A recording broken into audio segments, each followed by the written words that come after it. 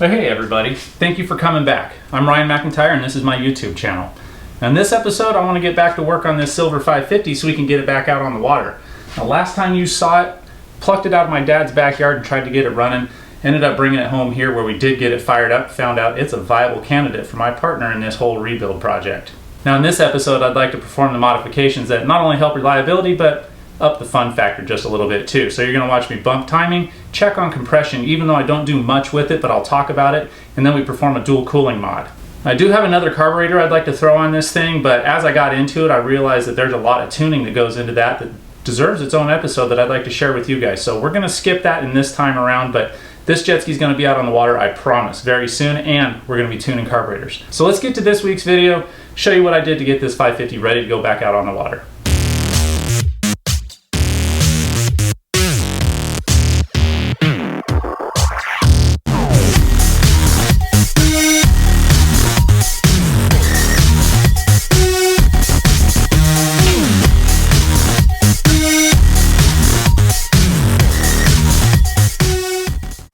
Yep, that's a 550. Well, I'm at a point here with this project that I can start doing some things to the motor, since I know it's a reliable unit and it actually runs, to wake it up just a bit. From the factory, these 550s came really down-tuned, and they were designed to live forever and make just enough power to scoot you around the lake. And you can do a few things without affecting reliability at all. You can mess up the compression, put on a new carburetor, and bump up timing. And that's what I'm going to start with today, is the timing. Come on in, I'll show you what I'm up to. So let me talk about what you're looking at here.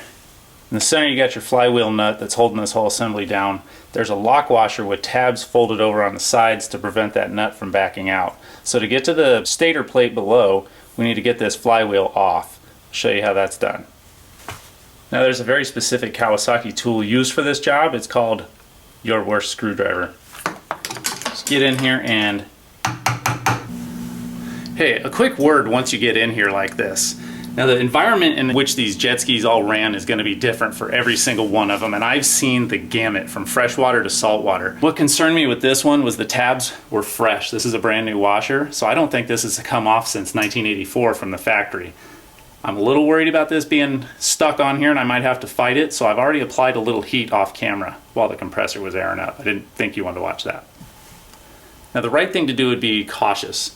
Go slow, put a breaker bar on here, hold the flywheel with a flywheel holder. I don't have any of those tools, so I'm going to use this guy.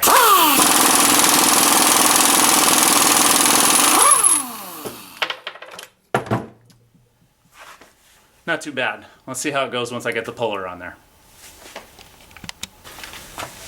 Alright, here's the part where being careful comes in.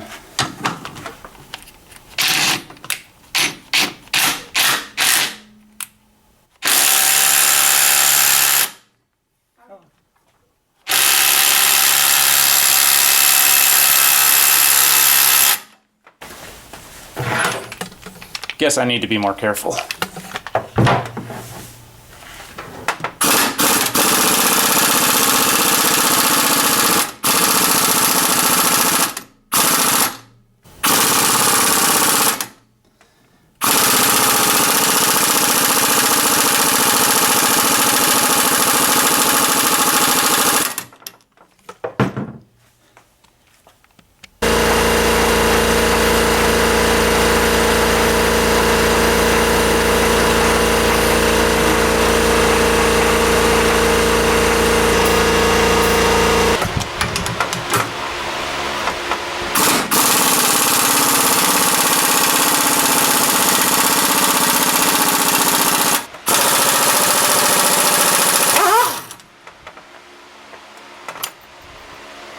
Got me.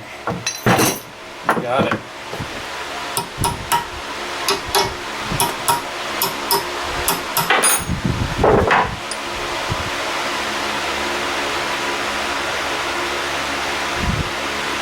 Huh.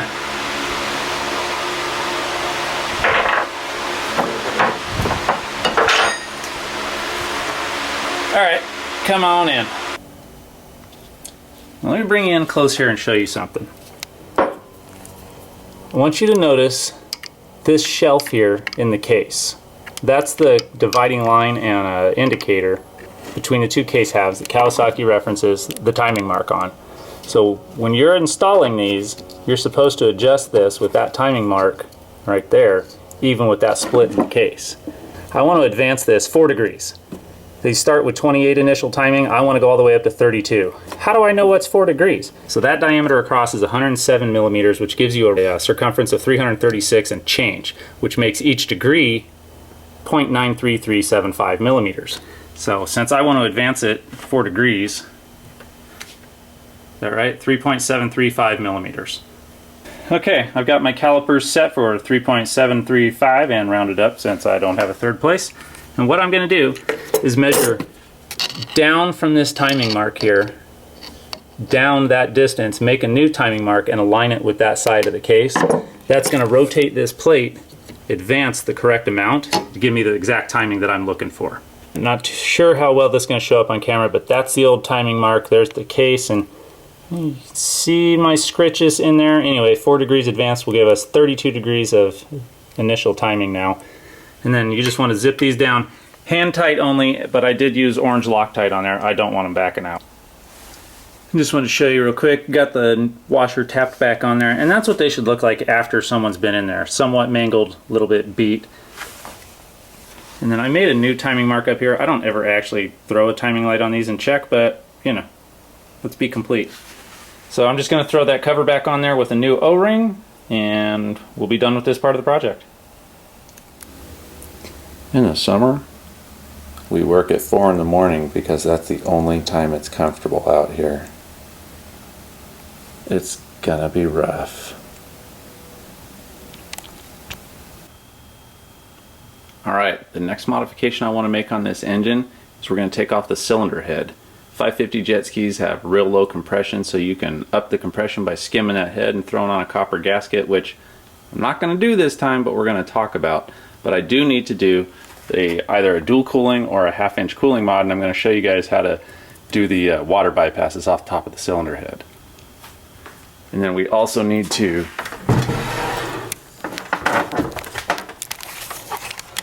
enhance the size of that water inlet to accept a 1/2-inch cooling line. So I don't know if I'm going to pull that exhaust manifold off or just do it on there, but we'll learn together.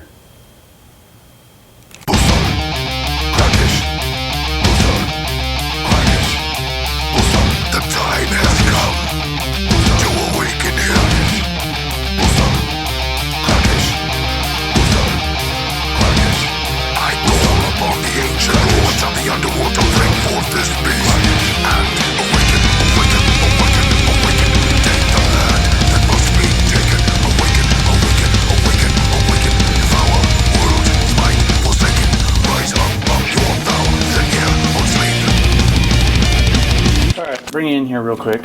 Decided to take that exhaust manifold off just to get things out of the way. I need the room. I got to tap that fitting anyway. The head's got to come off, so why not? Let's make some room. We're learning here on YouTube. So next step is this head's got to come off, and I just wanted to bring you in to show you real quick. About half of these were loose. Like, I could have actually taken them off by hand. I was very shocked.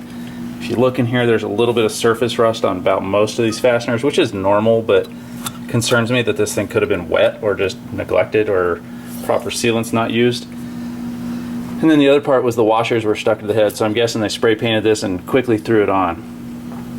Other clues I'm looking at may not show up on camera, but I'm seeing a fly cutter made a pass on this. So this head may have been machined. So we're going to pop it off here and take a look.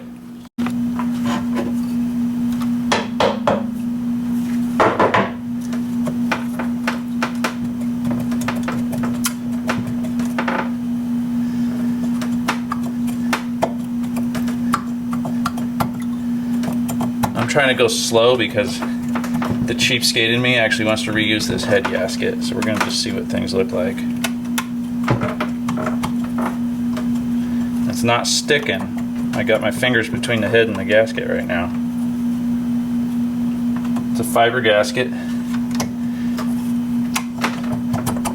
it comes.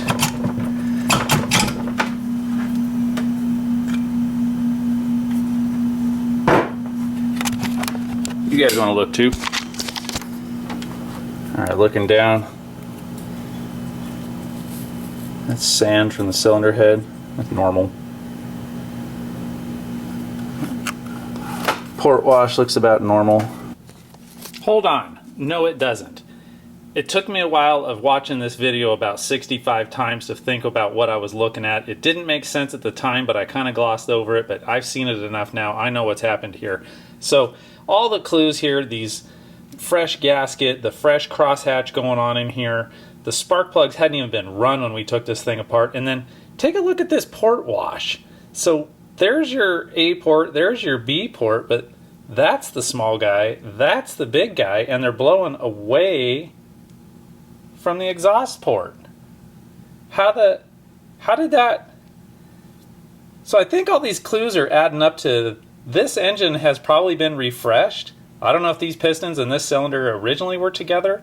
They seem to fit. These are 50 over, but they were run backwards at some time, and then this engine now has used pistons in it, obviously used pistons that weren't cleaned. So nothing wrong with that, just goofy. Anyway, back to the video. These are stock ports. There's crosshatch in that bore. These are 50 oversized pistons, you can tell by the 50. This cylinder head has already been machined, and what I wanted to show you is stock JetSki cylinder heads differ. This is your squish area of the chamber. This is the chamber. This is the squish band in the chamber. And if you look right there, there's a small lip. And stock Kawasaki's came with anywhere between 60 and 70 thousandths. They were all built just a bit differently. And this one looks like that squish band was machined down to about 24 thou, which is appropriate. I like leaving anywhere between 0 and 20 thou on there, which means this head was probably skimmed about 50 thou. So I'm going to clean all this up, get these studs cleaned up and lubricated, vacuum all that out. I'm going to do that off camera. I'm going to clean this up off camera, but what I want to do on camera is I'm going to remove these plugs and we're going to tap them. We're going to tap them oversized. Stock Kawasaki is 1/8 inch national pipe with a 3/8 water line. We're going to go with 1/4 inch national pipe, and I'm still going to do 3/8 water line. Show you why. Let me apologize now for the fans running. It's already over 100 and it's not even 6 in the morning. All right, trick on these, you just drill them a little bit. You don't even have to get centered. In fact, closer you are to one side, you'll get one wall thin, just like removing cylinder liners. And these are just inserts that squeeze in, squeeze on out. So drill them thin and pry them out. Now those are going to be our water outlets. I'm going to tap that up. That will not accept a 1/8 tap fitting anyway, so I got to go up to 1/4 inch. I want to go up to 1/4 inch because I'm using 1/2 inch cooling. I want the extra water volume, so I want bigger fittings. You could even go 3/8, but that's just overkill here. So 1/4 inch national pipe uses up enough meat, gets you a tight seal, fits that hole, and allows us to do 1/2 inch water cooling. So I'm going to drill this and tap this.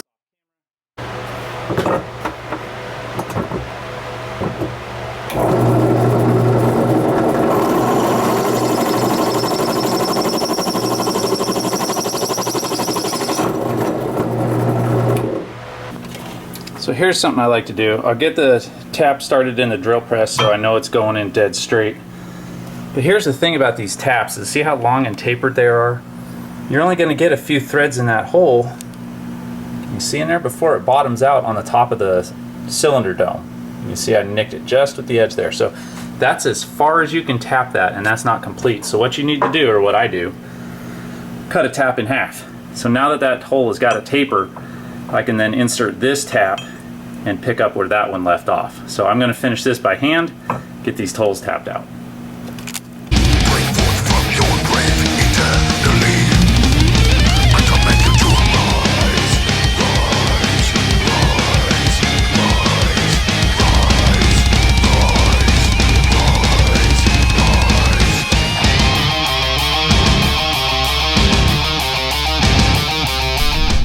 So here's the end result of all that work.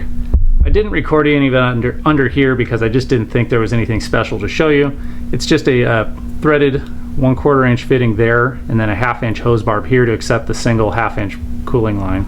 Over here, this is the stock inlet. I just used an 1/8 inch pipe plug to block that one off. With twice as much cooling water coming in the motor, you need twice as much cooling water leaving the motor. So here, this line will take the place of the stock fitting, which I blocked here with an 1/8 inch plug.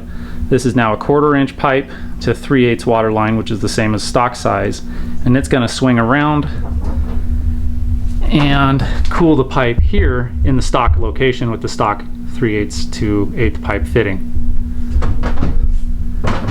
The second fitting on the head will swing up front to a bypass fitting, which will be next door to the air bleed line here, which is also a small bypass fitting that's already on the hull here.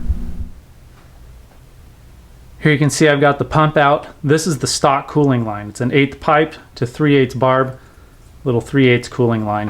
And then it actually goes into a 1/4 inch aluminum line. So what we're gonna do is install a 3/8 copper line, and that's gonna allow us to go from that small 1/8 inch to 3/8 fitting with 3/8 hose to the much larger 1/2 inch hose with the 1/4 inch pipe fitting.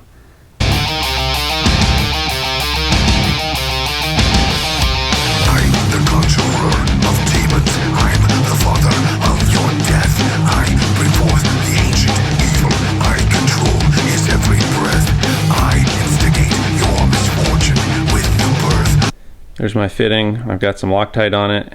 Point it rearward of the boat. It's going to make a loop and then connect to the hard line that we're going to plumb in next.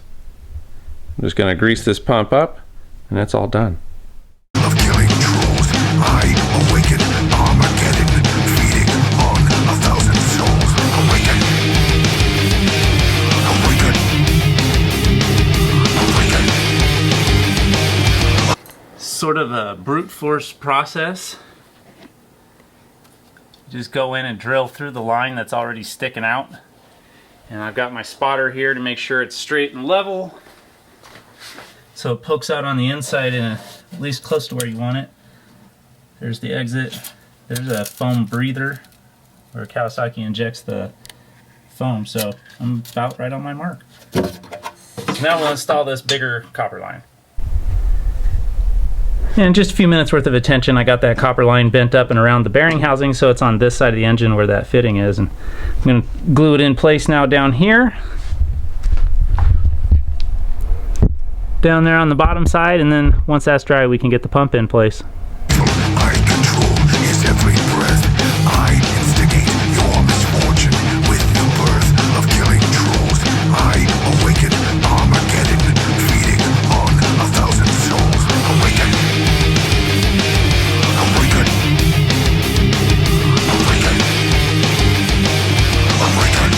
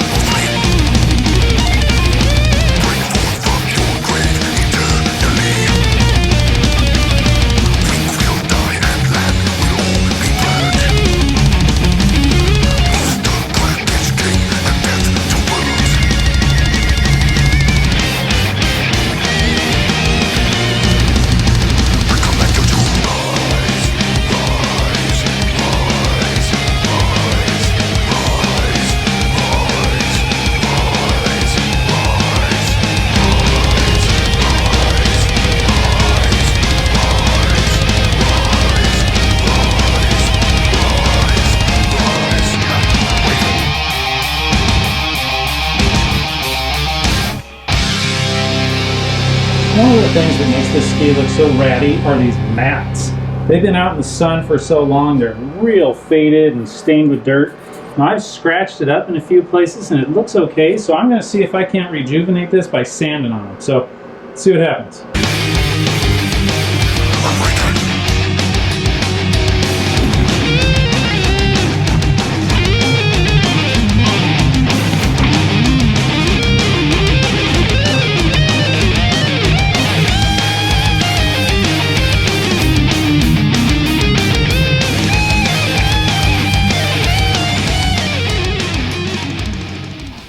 Well, that's going to be it for this month's video. I got a lot done and it's actually ready to go.